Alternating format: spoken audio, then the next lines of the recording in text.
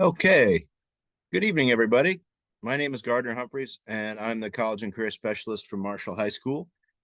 Hopefully, you can all hear and see me okay. If you have any problem, just put it in the chat. I think I've got the chat turned on for everybody. But I'm going to go ahead and just tell you a little bit about myself and some of the resources we have at Marshall here before we get going on the main part of our presentation tonight, where we'll talk about financial aid kind of from the college perspective and the process that the colleges and parents go through to determine financial aid and the different tips you can use to get the most out of it, and where you can also find resources in other places besides your direct application to the college. So let me tell you a little bit about myself, and I'll go back over to my slides here.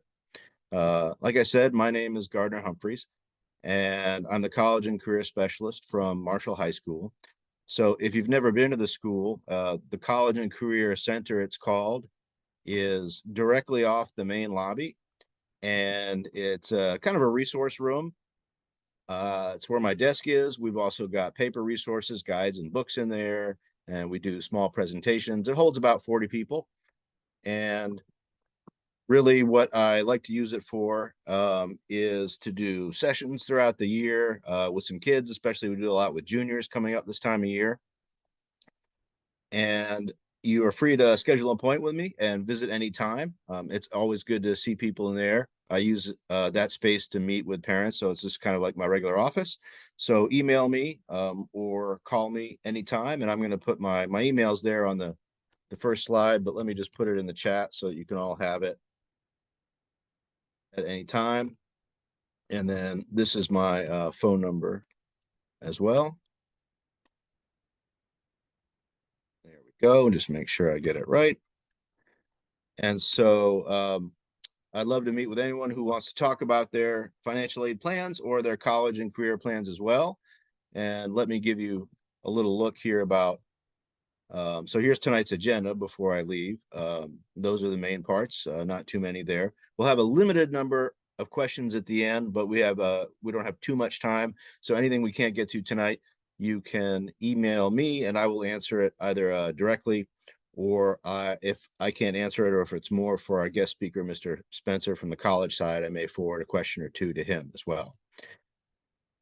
So let me show you kind of the areas that I help with. So being a college and career center, I don't just do college advising. I also do advising on two-year colleges, trades, and also trade schools and students, and just pursuing all the different options after high school, which might include also the military or a gap year, and everything in between, and all the hybrids of all those options.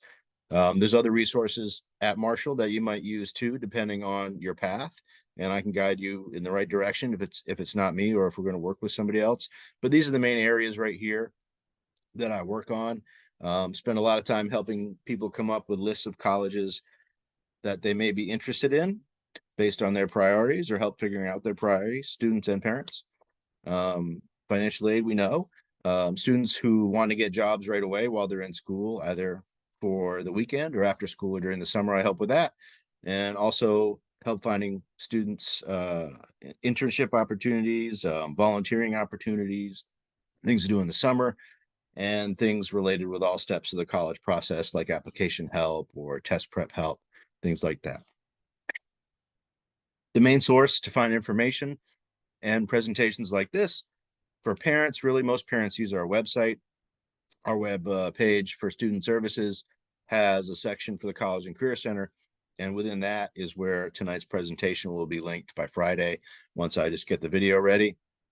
And then the other great tool which parents can use is Naviance. And if you have a Parent Sys account, that's the account where you can log in and see your students' schedule and grades.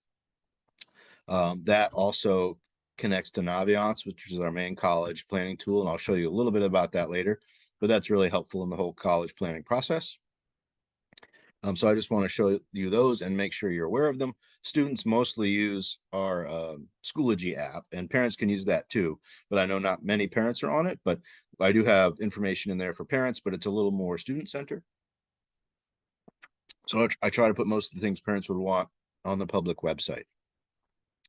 Okay, so here are some resources just under the topic of financial aid.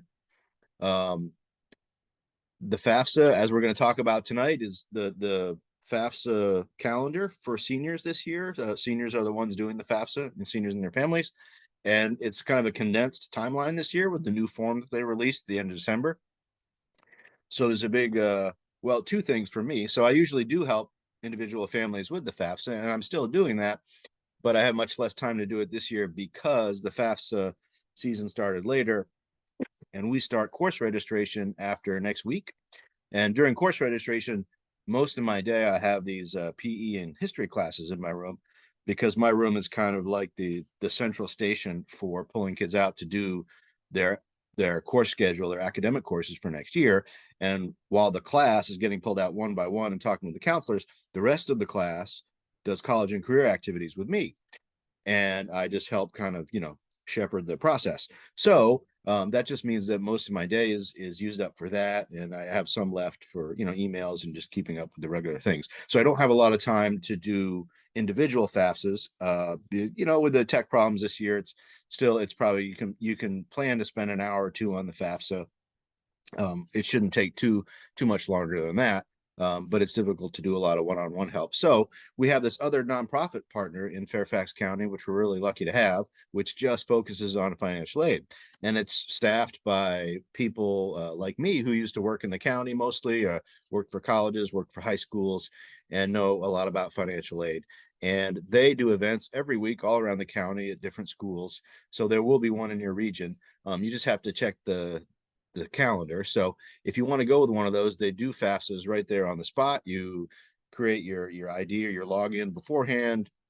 You bring the information you'll need, and you can submit the FAFSAs right there with expert help. And they're even more experienced in different types of questions.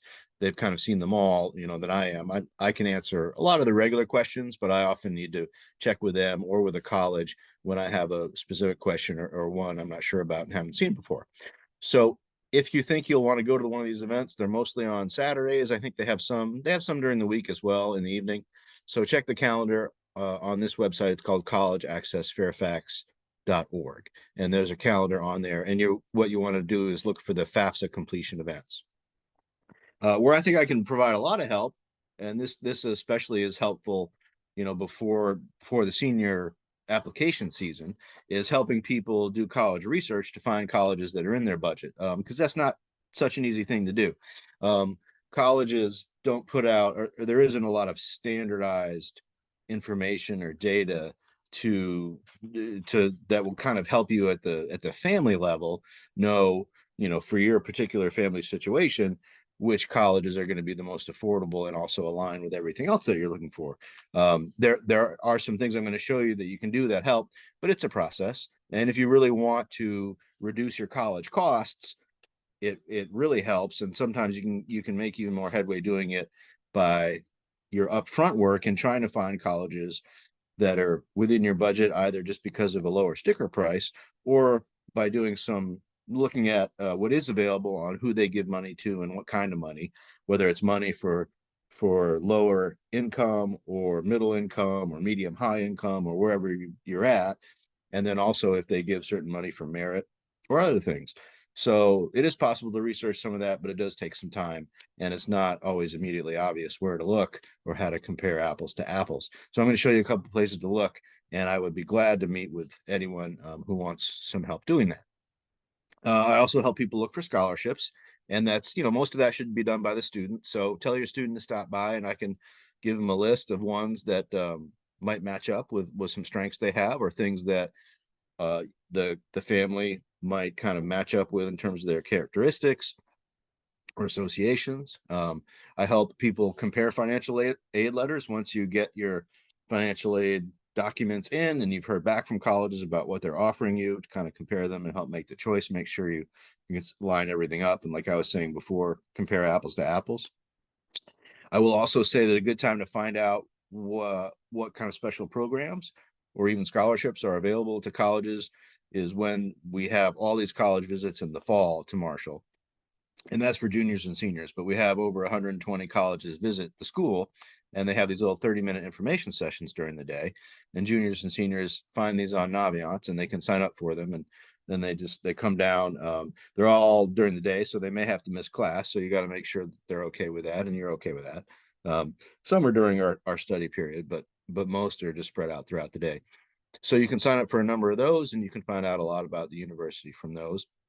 A couple other resources doing this research I'm mentioning, since so much of it is individual based on your own family circumstances, I would urge you to use the net price calculator, which is the second to last bullet, and all colleges have one. They've gotten pretty good, so that is a way just to spend 5 or 10 minutes putting in anonymous information, but getting a quote on how much a college might cost you, given your own particular family's finances. So that's the best way to really start getting an idea of kind of lining up which colleges are going to give you how much of what kind of aid. And most of them are pretty comprehensive. They might take into account the merit aid you would get, but also the aid you might get because of your income level. So that can be really helpful. There's a couple other sites I'll show you in a second that I think are helpful to do research. Okay, so this is just where to find a couple of these things I mentioned are College Access Fairfax right here. This is a sample of that calendar I mentioned. So you can see they're happening every couple days. They're definitely during the week and on the weekend. And we have some schools that have them. They're all throughout January and March. I'm sorry, January and February. There might be one after that. I'm not sure, but at all different schools. So you can definitely find one that's in our neck of the woods. And again, that's collegeaccessfairfax.org. After those, if you still need help, they do schedule some one-on-one events over Zoom, I believe. They have a appointment scheduling form you can submit on their website. That's good if you have a especially tricky situation. One of these sites where you can kind of look up what financial aid information is available and compare colleges is called College Navigator. So this is a government site, Department of Education. So it is, it's reliable, and it's got probably the best public information that's out there. I think Mr. Spencer may correct me later, but you can look up colleges here, and you can look up a couple of the good things I like to look up here are you want to find out how much of a college's own money it's giving, not just the aid that you might qualify for automatically by the FAFSA from the federal government or say a state grant, which, if you meet the criteria, you should definitely get, but those only go so far if you're looking to get a lot of grants or scholarships. So then if you want to try to find schools that give a lot of their own money out, you can look at these couple factors down here. If you look at this one, it'll tell you the percent of students that are getting aid that's coming directly from the college's own money, and then also what's the average size of that aid. So that's taking all the students who got how many got some kind of grant or scholarship coming from the college, and then also it gives you an idea, as it gets higher and higher, if there are a lot of students getting aid and if the size of the aid packages are pretty large. And another thing you can do is look at net price as well. This is the College Board. This is a different website. This is the SAT people. They have, you can look at it, the percent of need met. So that's kind of a technical term you'll see later, but that's another resource to see that. And you can look up the non-need based aid. So if you get really great grades, or maybe you might qualify for aid in other categories like sports or arts, that's not coming from your financial need. You can see how much a college gives out on average for aid that's not based on your financial level. Here's a bunch of guides that I recommend. These are all very helpful. A couple of them are more of a heavy read. The Price You Pay for College is great. It's more like a regular book. These others have lists and a lot of kind of directories, which are very helpful. So that'll be up here if you can go. Like I said, this presentation will be on the site if you ever want to look at any of those in particular, or you can come in and read one in my room as well. Sometimes the students do that. And there's a new tool from the New York Times, which I like because you can do some research and rank schools by some different things like a low sticker price, or it looks at the number of students who get need-based aid and then kind of how much they get. And you can kind of line them up in a certain state or part of the country, or you can rank private or public ones in a certain region. So that's really helpful. And the New York Times, I know, is you have to have a paid subscription to look at, all of their articles, but I think they give out 10 free ones a month. So you could look at this as one of your free articles of the month. But it's kind of fun. It's got these levers you can adjust for low sticker price and low net price. And the college that you're going to hear from tonight, Center College, is one of these colleges on here that gives out a lot of aid and brings down its price quite a bit. And if you were to look in their region and put on the ranking, they would show up pretty high. So this is a good tool for finding schools. Like I said, there aren't too many out there, so we use what we can. There's just a look at when I did it for the public schools in Virginia. Okay, moving along, just a couple more slides here before we get to our guest speaker. This is Naviance that I mentioned before, which is the main college and career tool. This is where we list all our scholarships. So parents do have access to this, like I was saying, through your parent sys login. You can go to this website right up here. It's you start with fcps.edu/Naviance. So you can't go to just naviance.com. That's their general website. You have to start at FCPS and go to FCPS edu, then /Naviance. Sorry, I think I said back, but it's /Naviance. And then you can log in with your parent sys login. And you can see the scholarship list. And this is what students use to find scholarships too. They don't apply through Naviance, but they find out how to apply and where to apply. And we use that to find scholarship ideas that are good for them. Okay, moving on here. Whoops. Okay, okay, there we go. Number 12, moving on very well. So with that, I'll have time to take some questions at the end, but with that, I would like to introduce our guest speaker. Mr. Chad Spencer is from Center College, and he's been very helpful to us for many years, coming to school and doing these Zoom events, talking about financial aid and making college accessible and how to sort through the whole jungle of what is aid that really matters to a family versus what's window dressing and how to figure out kind of how to have a good look at your own family's kind of budget, expectations, priorities, what you're responsible for, and what you can expect from colleges. And so without further ado, welcome Mr. Spencer. You, Gardner. Happy to be here tonight and glad to know that people have taken the time to tune in for tonight's conversation around financial aid. That was really great information you shared and giving people some of the sites on which they can find information relative to financial aid for different colleges and universities, because you're right, it can be challenging to find that information and reliable information all in one place. So instead of having to explore all of the individual websites of the colleges and universities students may be considering, then instead being able to spend time on one site in particular to do that work, is really, really a great way for them to go about making best use of their time when we're all quite busy. So I'm going to share my screen here so we can move through tonight's presentation together. And my hope is you all are now seeing the financial aid basics for students and families. But parents and others, just to give you some background on me, I've been working in admission and financial aid for 25 years in total.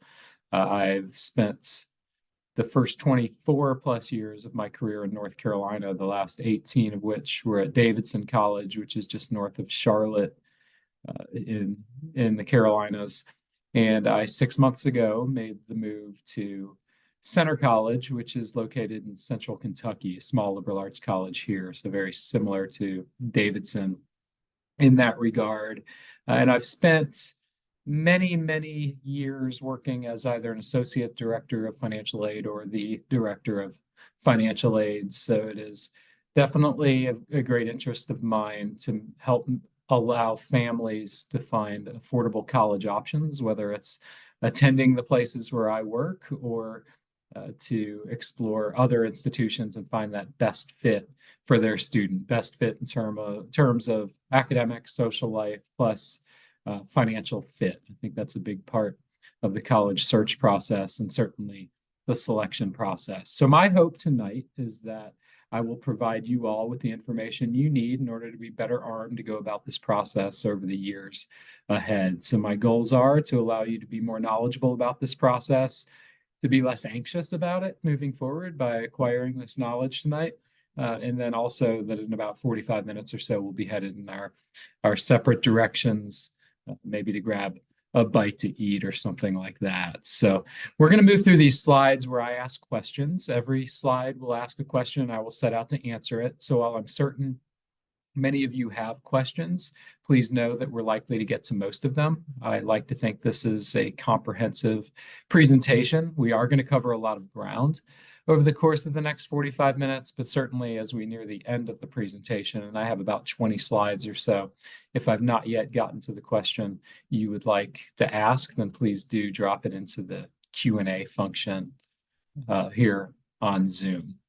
So financial aid basics for students and families. We are going to start from the ground floor and then we're going to work up and we're going to cover these topics you see here on the screen. We're going to talk about applying for financial aid in depth, because if there's one thing I've come to understand in 25 years, it's that if you don't apply for financial aid, you're not going to receive it. So it's important that you do it and do it right. We're going to talk about cost of education as well and break it down into each individual component so you can understand how it is that colleges ultimately arrive at their individual sticker prices, which we know to be different from institution to institution.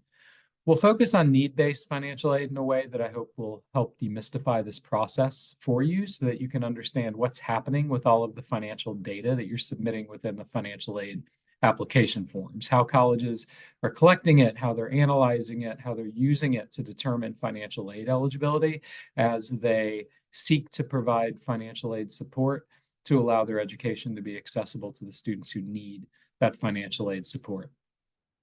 We'll shift gears and talk about merit-based aid as well. This can be an effective way to help pay for college. So I think we should spend a little time focusing on how students can go about positioning themselves as strong merit-based aid candidates, and then how colleges are going about their selection process.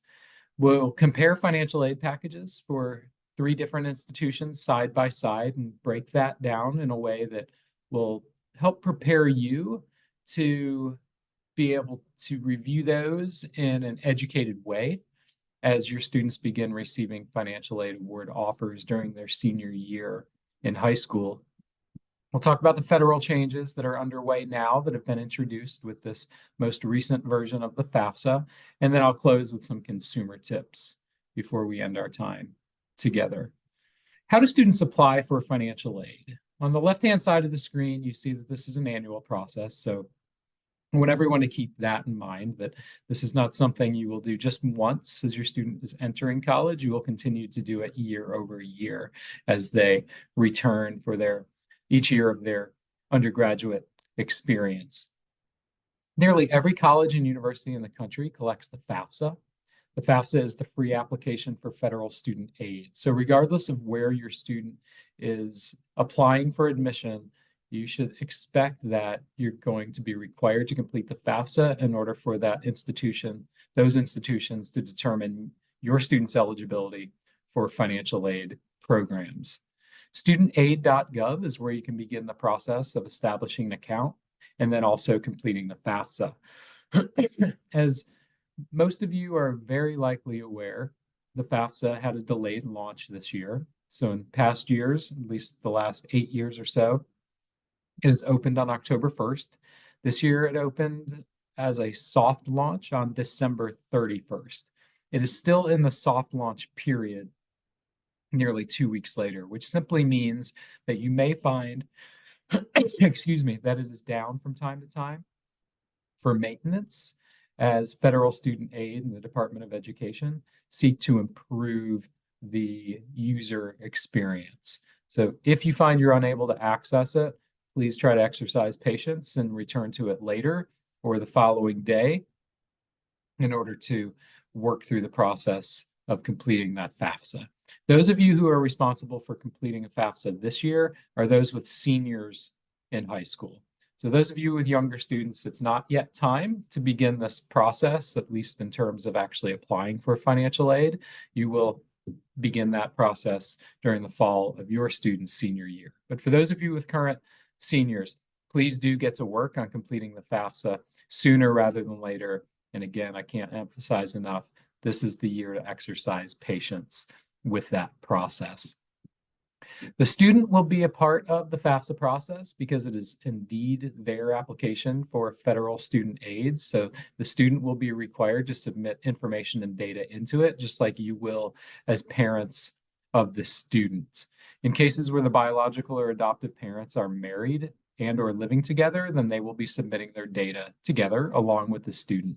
In cases of divorce or separation, the custodial parent is who is the person who's responsible for submitting their data along with the student, is determined by who among the student's parents provides the greatest level of financial support to the student. So please know that as you work through the FAFSA process, if in your family there's been divorce, separation, or the parents have never been married, the responsible party is determined by who provides the most financial support to the student.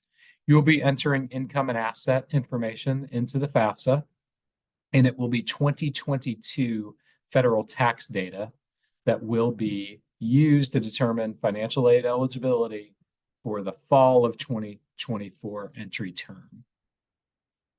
There is a feature built into the FAFSA that will allow you to link your IRS record to your FAFSA record, which allows for the automated flow of data from the IRS into your FAFSA record, completing the income section for you without you having to do any manual data entry whatsoever, which will completely and totally eliminate any possibility of error.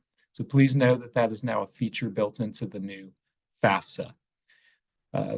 If in cases where you be submitting asset data, you will enter that data manually in the asset section, and you will enter the values of your assets as of the date and time that you're completing the FAFSA. The FAFSA is collected by nearly every college and university in the country.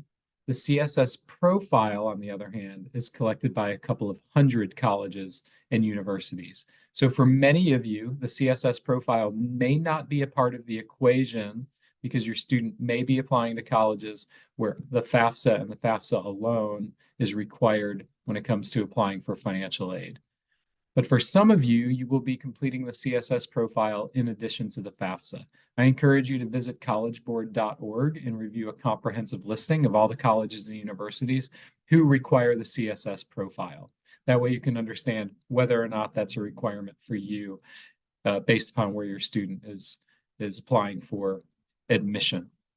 The profile is very much like the FAFSA in that it collects income and asset information. There are other household related questions you'll be responding to as well.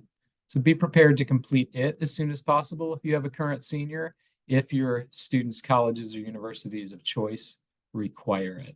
Some colleges will require tax returns and W-2 forms to be uploaded into a data imaging site or document imaging site. So again, just something to explore and understand as far as the requirements at the places where your students will be applying for admission.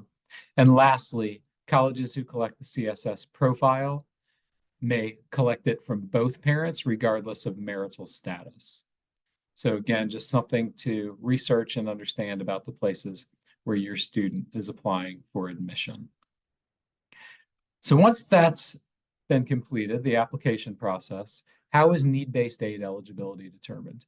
You see here just the simple, straightforward equation that begins with the cost of education. That's that sticker price, which we know to be variable from institution to institution. Subtracted from that is any expected outside financial assistance. More often than not, these tend to be resources coming through outside scholarship programs to which the student has applied. Subtracted from that then is the student aid index. That's the family contribution that's calculated from the FAFSA and or CSS profile data. And the result is the student's financial need for 1 year. Keeping in mind that this is an annual process, the student's level of financial need can and often does change from year to year based upon changing financial circumstances for the family. Now let's break this down by each individual component, beginning with the cost of education. And you can see I've broken the costs out into direct and indirect expenses. Tuition and fees will be billed by the college or university your student attends. The same is true of food and housing if your student chooses to live on campus. If they're living in college-owned housing, and if they've purchased a meal plan at that college or university, then they would be billed for it directly by the college or university. In cases where the student chooses to live off campus, then the food and housing expense will shift from direct to indirect, meaning someone else is being paid for housing and the student is purchasing their food elsewhere. Other indirect expenses include books and supplies, transportation expenses if your student is traveling to and from their college campus, and if it's a great distance and they must board an airplane in order to move back and forth, transportation allowance will likely be greater for the student traveling a greater distance than someone who's attending college closer to home. And also miscellaneous personal expenses are included in the total cost of education as well. These are simply meant to allow the student to live a standard college-going student existence. These are the components of the total cost of education that you can expect to encounter regardless of where your student enrolls to college.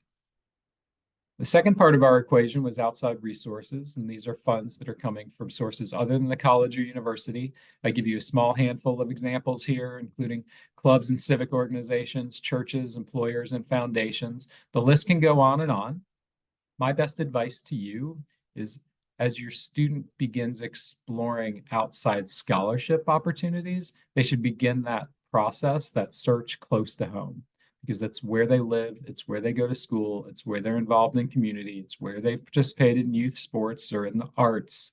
So begin the process close to home, where your student's likely to be eligible for more scholarships than they would, say, at a state, regional, or national level.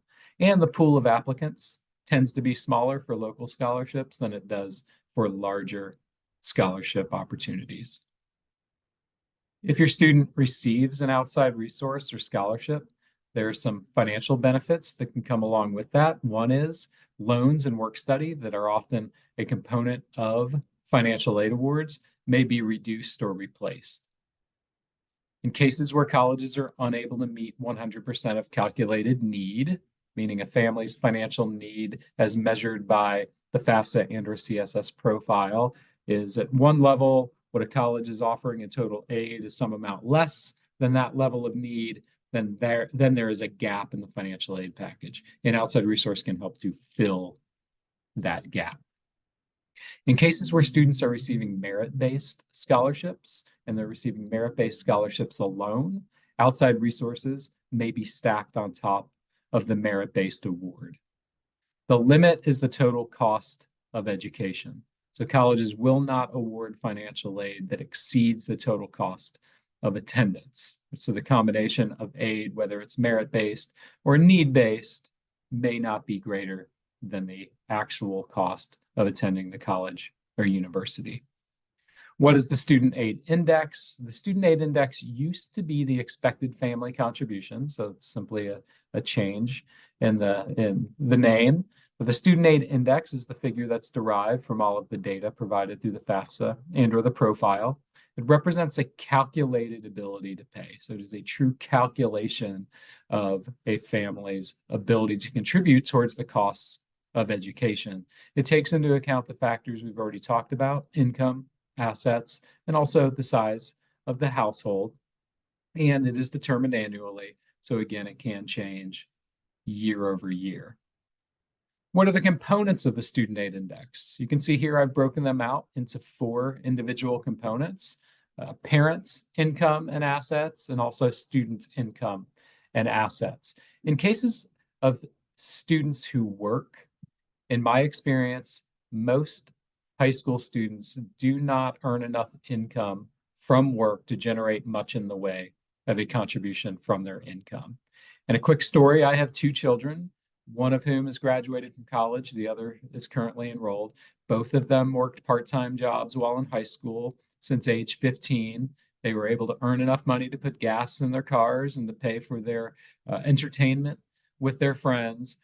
they did not earn enough income while in high school to actually generate a contribution from their income. And they worked on average about 15 hours a week. Students historically have had to earn more than approximately $3,500 in order to begin generating a contribution from their own income. And the reality is, most high school students don't earn more than $3,500 over the course of a single tax year. Student assets include things like cash and checking and savings accounts. Also, any assets that are in the student's name, or if someone has opened a uniform gift to minors account for the students, or a uniform transfer to minors account for the student, then those accounts are considered student assets. Student assets have been historically measured or assessed at a 20 or 25% rate, meaning that for each $1,000, to use a round figure, in a savings account in the student's name, 200 to 250 of the $1,000 become a part of the student aid index. Parents, when it comes to your assets, I want to share some good news right out of the gates, and that is that if you've been contributing towards retirement over time into a traditional retirement account, 401k, a 403b, IRAs, KIOs, those are some examples. Those retirement assets are off limits when it comes to determining financial aid eligibility. Okay, so I hope you're relieved by that good news. You will be reporting your assets just like the student in the form of cash, checking, and savings, any non-retirement investments that you have or own. You'll also report any real estate or properties you own outside of your primary residence. The FAFSA does not take into account the value of your primary residence when determining your ability to pay for college. The CSS profile, however, does take into account some of the equity that you may have in your primary residence. So I just want to put that out there for you to understand. If you're business owners, you will report the equity value of your business when applying for financial aid, because a portion of it will be treated as an available asset for financial aid purposes. And historically, parent assets have been assessed at about a 5 to 6% rate. So for every $1,000 that parents have in non-retirement assets, after some allowances have been made against what they've reported, then 50 to 60 of the $1,000 become a part of the student aid index, or the family's ability to contribute towards college expenses.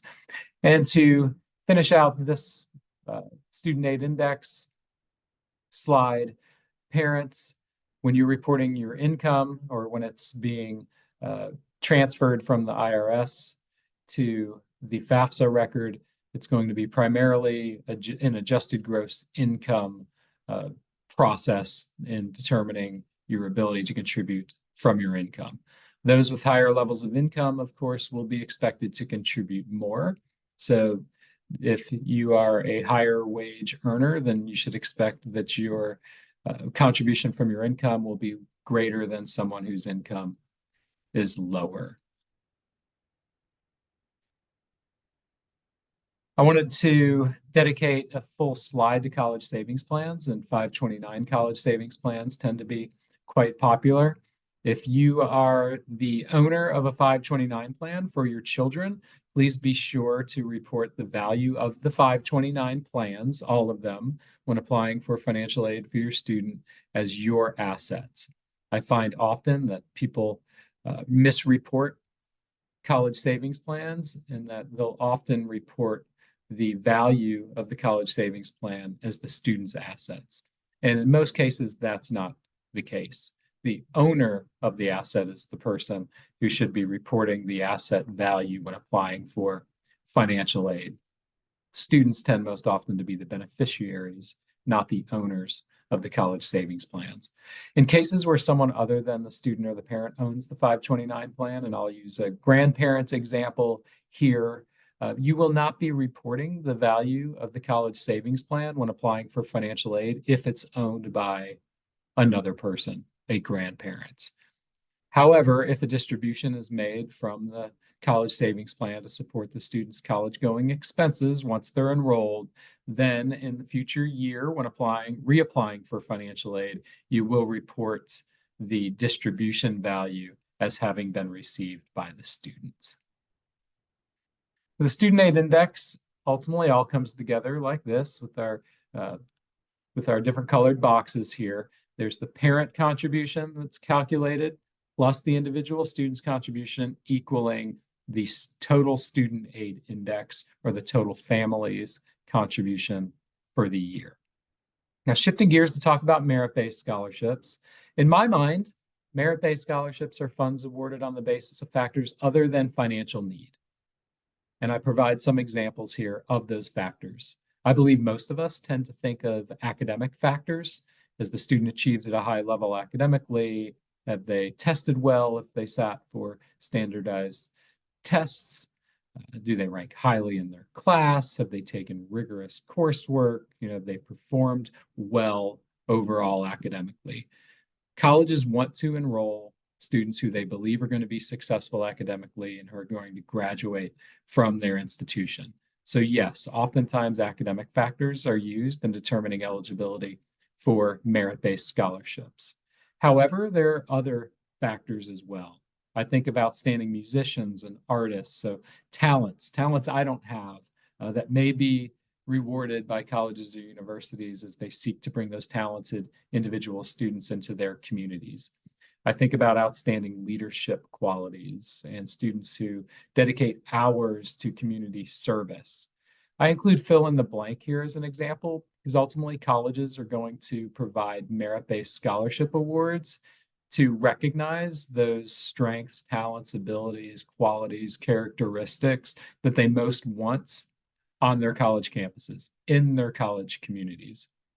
So a good homework assignment for you is to explore the websites of the colleges and universities where your students seeking admission, understand whether or not those colleges offer merit-based scholarships.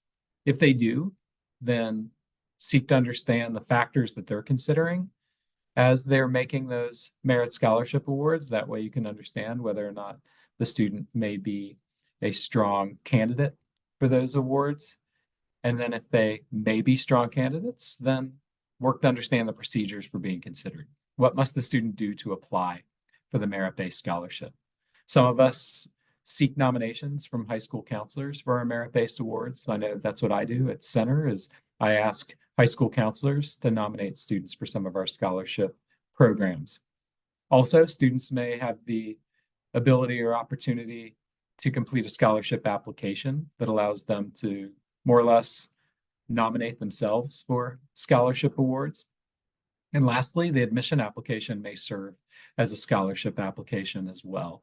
I remind students regularly that the admission application at Center College is used for admission purposes, of course, but we also lean on it heavily as we're internally reviewing students for merit-based scholarships. So they should work to complete a well-crafted admission application that may ultimately lead to a merit-based scholarship opportunity. Do all colleges offer merit-based scholarships? No, they do not. Those who are most selective among us tend to not offer merit-based scholarships, or if they do, they're offered at a low level, meaning there are relatively few of them.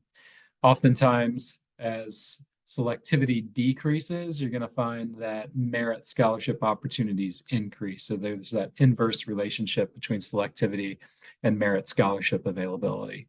Some colleges who do not participate in merit-based scholarship awarding have simply decided that they're going to allocate their resources entirely to need-based financial aid, with the philosophy of making their education accessible to all students, regardless of a family's ability to pay. What I do know is that powerful scholarship candidates present a well-crafted admission application and/or scholarship application. They also demonstrate genuine interest in the college where they're applying for these awards, meaning they make contact, they visit if they can. They communicate with college representatives when they visit their high schools. They take the time to get to know the place and know it well. They're also genuine and authentic in their presentation of self within the application for these merit-based scholarships. I'm often asked by students how they can distinguish themselves from others when there are thousands of students in an applicant pool. And I always go to this bullet point: be genuine, be authentic, be exactly who you are. That's what we want. We want to know who you are. We don't want to know who you're not. So you can distinguish yourself from others by being exactly the person you are. And successful candidates continue to challenge themselves all the way through the finish line.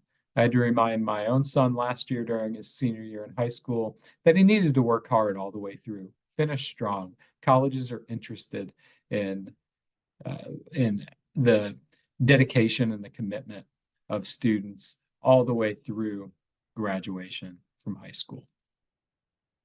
What about athletic scholarships? Athletic scholarships are awarded by the athletics department. So it's the coaches who make these decisions about to whom they're going to offer their scholarships. Some students receive full athletic scholarships. They tend to play their games on ESPN and ABC and CBS. Most students on athletic scholarships are receiving partial scholarship awards, which simply mean the value of the scholarship is for some amount less than the total cost of attending college. And there are many, many colleges and universities who participate in athletics and have athletic programs, but they do not offer athletic scholarships. And NCAA Division III is the primary example of these types of institutions. If your student is offered a merit or athletic scholarship, please ask questions. I'm just giving 3 examples of questions I believe you should ask, but you may come up with more. Please always ask if the scholarship is renewable. Right? Will it renew year over year? And if it will, what are the requirements of the student? Must they maintain a minimum GPA or complete a minimum number of community service hours or live on campus? What is it they must do in order to renew that scholarship year over year? And ask how it might affect need-based aid eligibility. It might not affect it at all, and that's great, but you're going to want to know the answer to this question before your student makes an enrollment decision. What are the typical components of a financial aid award package? Gift aid is what you most want because gift aid does not have to be repaid, nor does it have to be earned. So gift aid is going to come in the form of grants and or scholarship. The terms may be used interchangeably. Right? Both of them are free money. So know that gift aid is going to come in the form of grants and or scholarship, whereas self-help aid will either have to be earned through student employment or work study, or will have to be repaid because it was issued in the form of a student loan. And I've included in parentheses at some schools, and this is because not all colleges and universities participate in loan programs. Most do, but some do not. Now we're at the point where we're comparing financial aid packages side by side, and my hope is that by us working through this exercise, you'll be prepared to review financial aid packages in a knowledgeable way as they begin to be communicated to your students. They're not always going to show up in the mailbox at home, right? They might sometimes just be sent electronically, but I think it's important that you track them and understand and compare them as you work towards a bottom line understanding of what it's going to cost to send your students to the places where they've been offered admission. Now, I'm not advocating for the idea that you should always send your students to the lowest cost institution, because I believe some places may deliver a superior product as compared to others. But I also understand at the same time that financial consideration must be given in most cases. So what we're going to do here is compare these 3 institutions. We're going to spend most of our time in the middle of this slide where we're going to talk about those components of the financial aid award that we just covered on the prior slide. But I want to begin with us looking at the upper section of this slide where we have cost of attendance, SAI, and financial need. And we see variable costs of attendance here. At Center College, where I work, the total cost of attendance is $63,590. Whereas at a state flagship, the total cost of education is $30,000, so less than half of what it costs at Center. And At the other private university example here, we have a cost of attendance approaching $80,000 at $77,000 a year. Now the SAI is consistent, right? It's the one constant on this slide. It's $20,000 because we're assuming we've all collected the same data and we've all applied the same formula. So we've ended up with the same result. Need is going to be variable because of the cost of attendance being variable. So at Center, we have $43,590 in need. At the public university, we see just $10,000 in need. So this is a low need case. Whereas at the private university, we see $57,000 in need, which means this is a high need case. Now let's drop into the middle of the slide and start talking about the individual components. And we're going to take on Center first. We see first a merit-based scholarship for $25,000. This is an annual award, and as long as the student maintains a minimum 2.0 GPA and continues to pass their courses and moves towards an on-time 4-year graduation, they will continue to receive this $25,000 merit scholarship each year. So $25,000 in merit, an $11,290 need-based grant based upon the student's calculated financial need. We see a $5,500 loan, which is the maximum borrowing eligibility for a first-year college freshman through the federal Stafford Loan Program. Students are eligible for the Stafford Loan Program by virtue of completing a FAFSA and being a full-time enrolled college student. This student's also receiving $1,800 in a work-study award, which means they'll work 8 to 10 hours per week. The total aid award is $43,590, which means this family will be asked to pay their $20,000 student aid index amount, and the student will repay the loan and the interest later. Later meaning after they have graduated from college. 6 months after graduation is when repayment begins. Shifting over to the public university, we see $0 in merit-based aid. We see a $2,500 grant. Then we again see the $5,500 student loan. There's a $2,000 job here, so the student may have to work an additional hour or two each week to earn the $2,000. That means total aid is $10,000, and this family will pay the $20,000 student aid index, and the student will repay the loan and the interest later. And finally, at the private university, and this is a place that is exceedingly generous, it meets 100% of calculated financial need, and it does so without awarding student loans. We see $0 in merit-based aid because this place does not offer merit-based scholarships. We see a $54,000 grant, a $3,000 job, so the student may be working more hours here than they might at the other two institutions. Total aid is $57,000. And that leaves this family paying the $20,000 student aid index with no loan as a part of the student's financial aid awards package. So I hope this helps to demonstrate that there can be colleges who are meeting 100% of calculated need, which all three of these are, and they may go about it very differently, which is true here. But ultimately, families are being asked to pay relatively the same amounts, except for the fact that the private university at $77,000 a year, the student is not going to be required to take a student loan in order for 100% of their calculated need to be met.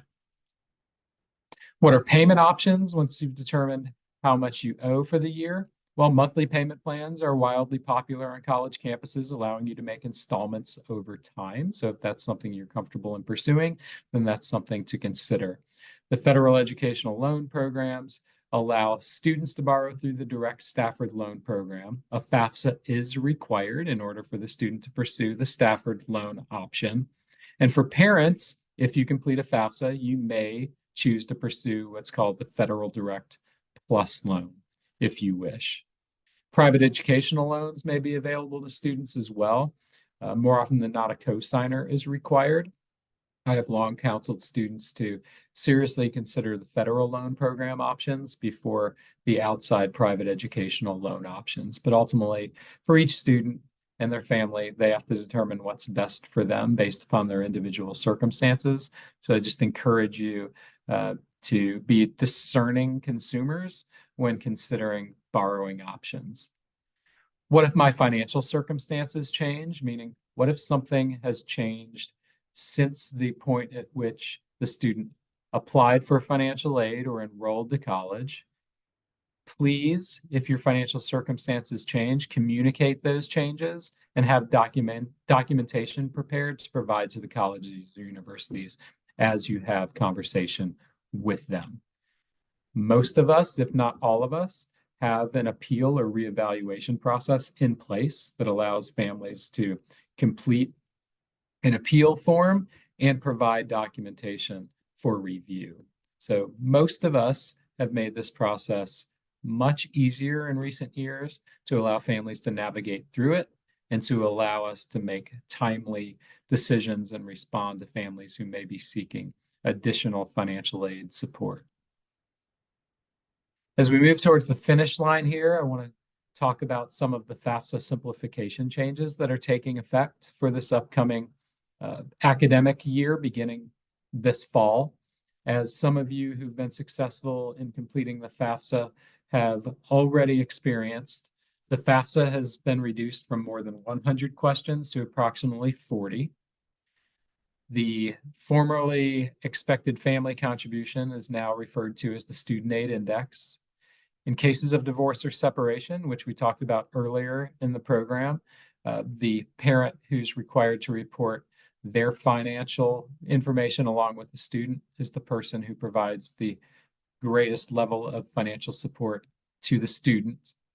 Your income data will be directly transferred from the IRS into your FAFSA record. This year, the Pell eligibility criteria has changed, and the expectation is that there will be greater numbers of students eligible for Pell this year as compared to the past. So an increase in expansion of eligibility for the Pell Grant. The number of students enrolled in college at the same time is no longer being considered within the federal formula. However, you will be reporting the number of students who you will have enrolled at the same time. So please continue to do that because colleges are going to often choose to use that information in determining eligibility for institutional financial aid. If you are making contributions, tax-deferred contributions to retirement accounts, please know that those contributions are no longer being considered income for financial aid purposes, so that's a good thing. The same is true of child support received. In the past, it's been treated as income for financial aid purposes. That's no longer true. In cases where families are earning less than $60,000 in income, they will not be required to report asset values when completing the FAFSA. Business or farm value must be reported when applying for financial aid. And then lastly, there will be increases in the amount of income that's being protected within the formula for families. This is based upon the size of the family. Those with greater numbers of people living in their household will have greater levels of income protected within the financial aid formula. And lastly, do I have consumer tips? Yes, I do. As Gardner has already encouraged you, please consult him as questions arise. If he's unable to answer them, I'm certain that he feels comfortable coming my way to ask these questions. I also do encourage you to contact the financial aid offices at the colleges and universities where your student has applied for admission. Please avoid scholarship programs and search services that charge fees. There are thousands of outside scholarship opportunities for students that do not require the student to submit a fee. So please focus on those rather than those who do charge fees. Use net price calculators on individual college websites to determine eligibility for financial aid at those individual institutions. We're all required to have net price calculators on our websites, and they can be really helpful as you work to understand what it may cost to send your students to a particular college or university. And do colleges engage in negotiation or price matching as it relates to financial aid awards? Some do, yes, many do not. So if you do ask the question of a college about negotiating or matching a financial aid award for a competing institution, don't be offended if they say that they don't negotiate or price match, because many will provide their strongest award first, and they will stick with that award regardless of how you feel about the calculated ability to pay. So let me move us to our last slide and close with, again, thanking you for taking the time to participate in tonight's program. I hope you found this to be helpful. Please continue to exercise patience over the days ahead as you work towards completing the FAFSA for your student, for those of you who have seniors right now. For those of you with younger children who've chosen to tune in tonight, I hope this is helpful as you think about what lies ahead. And I imagine next year we'll be right back here, hopefully presenting very similar information, only perhaps a little earlier in the cycle, as next year we anticipate the FAFSA will open on October 1st, as it has for the greater part of the last decade or so. But thank you for your time tonight. And Gardner, I'll hand it back over to you. Thank you very much.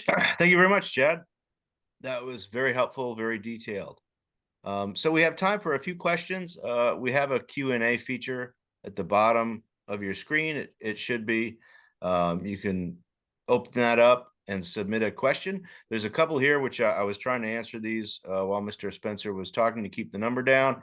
But I'm going to show him a couple just to see if I got the right answer here or if I whiffed. So please expand or correct me if I got one wrong. Okay, so going down here, let me see. How long does it take for the FAFSA form to link with the IRS tax return? That usually happens within just a few days, or at least that's been the case in the past. So once the site is, once we move out of the soft launch phase and all of the enhancements are in place, I suspect that it will again return to a 2 to 3 day process. Okay, great. Great. And let's see the next one.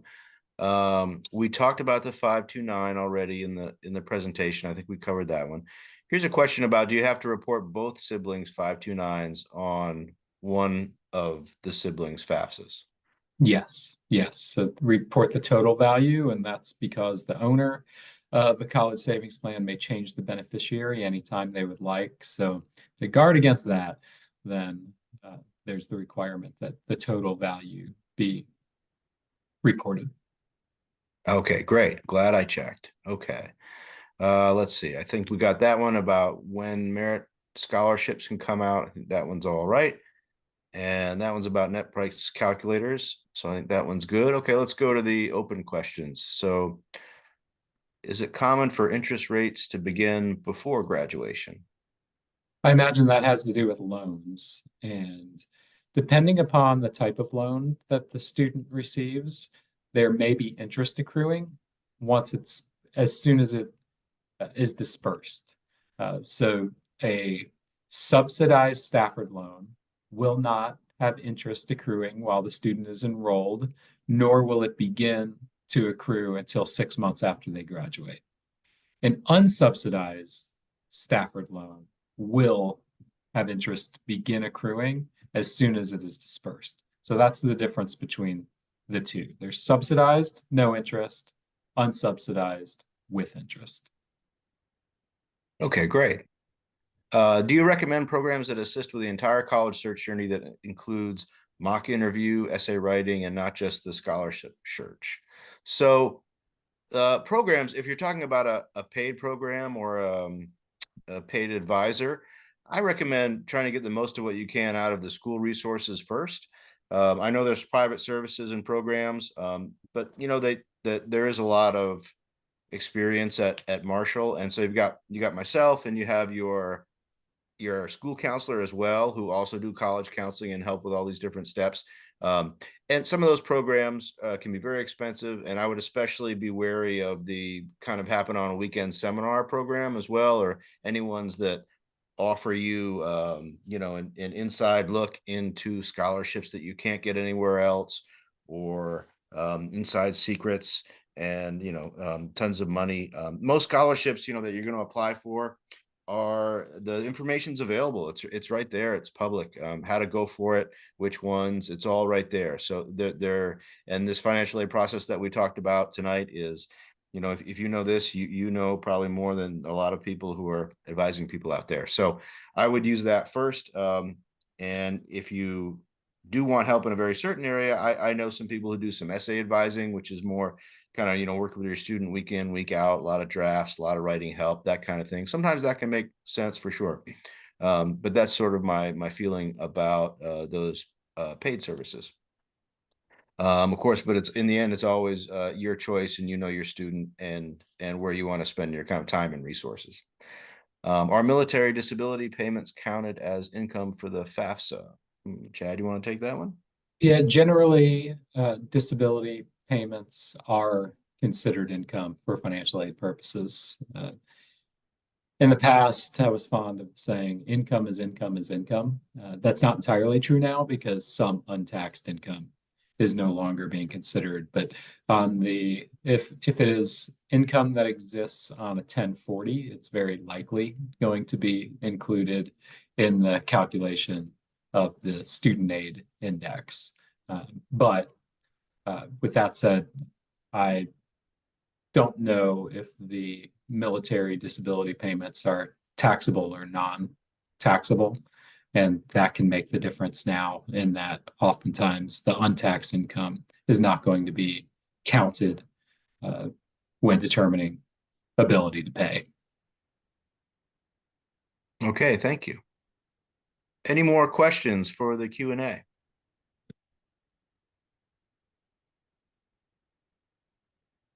Okay, and there's a comment right there.